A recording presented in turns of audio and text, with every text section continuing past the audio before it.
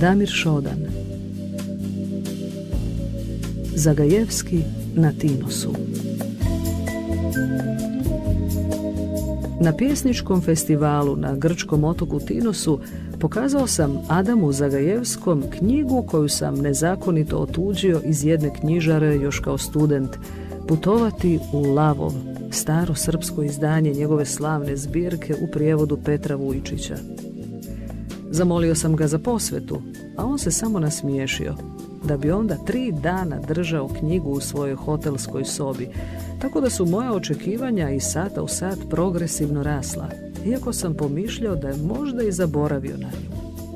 Ali 4. dana se pojavio u predvorju s ručnikom u kupaćim gaćama i uljudno mi vratio svezak u kojemu je pisalo Damiru srdačno. Zahvalio sam mu skrušeno i nastavio piti uzo i pušiti joint u društvu prevoditelja i pjesnika Mome Radića, kojeg je upravo bio ostavio dečko, neki krajnje neurotični atenski turistički vodič, tako da je moj prijatelj sa sobom stalno vukao kesu punu trave. Zagajevski je zatim završio u bazenu s mladom danskom spisateljicom, čiji je roman o kompulzivnom ovisniku o seksu toga ljeta u njenoj zemlji bio veliki hit.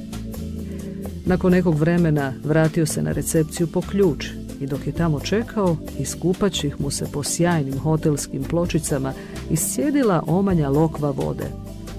Čim je zamaknuo prema liftu, bijesni šef osoblja naložio je posilnima da oribaju cijeli prostor ispred pulta, kao da bi od vode iz pjesnikovih gaća na podu tog hotela s 5 zvjezdica mogao u najmanju ruku niknuti atomski krater.